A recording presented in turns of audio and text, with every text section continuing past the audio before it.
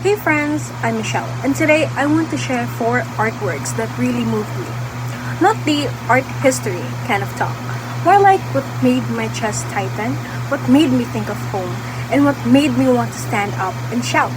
So grab tea, or don't, let's go. This vlog is called The Art That Moved Me. I picked one from world art, from one Asian tradition, one Filipino piece, and one personal favorite from childhood.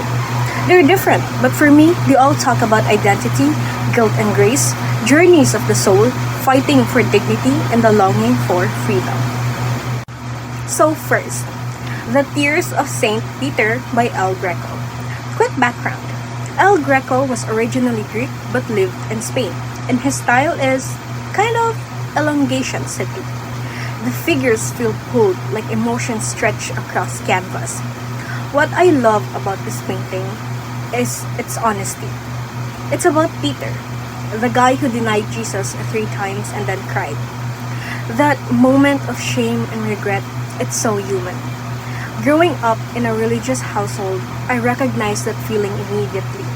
Sometimes religion is comfort, but it's also a mirror. It calls out your mistakes.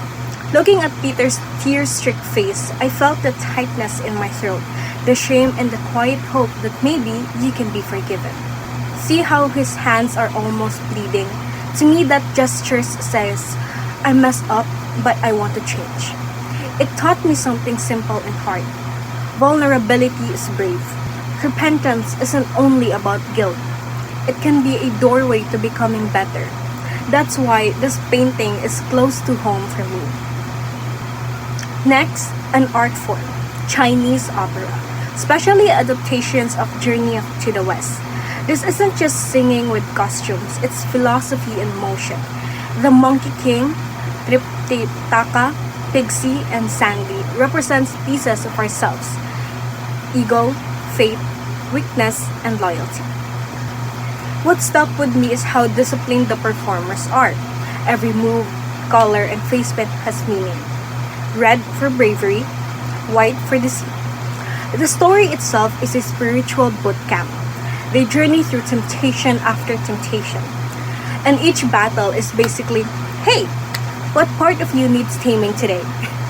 I love that Asia's storytelling mixes fun with moral teeth. Journey to the West taught me that growth is messy and repetitive. You don't become enlightened in one fight. You fight 100 little battles against yourself. That patience and humility, that's something I kept thinking about when I faced my own stubbornness. Third is a Filipino piece, Defined Thy Honor by Fernando Amarsola. Amarsola is often the golden light guide. Rural scenes, hope, but this one is heavier. It's set up during the World War II, and it's about a man defending a Filipino woman. When I saw it, I couldn't help but think of the history behind it, the comfort woman, the stories my great-grandmother told me. My great-grandmother told me that whenever soldiers passed, they'd pretend to faint to avoid being taken. That image stuck with me. So when I look at Amarsola's painting, I feel pride. We are resilience, but anger too. Anger about how suffering of our Filipino people sometimes gets quietly pushed aside for diplomacy, or how friendship can be used as an excuse to forget. This painting made me ask, who gets to be defended in history?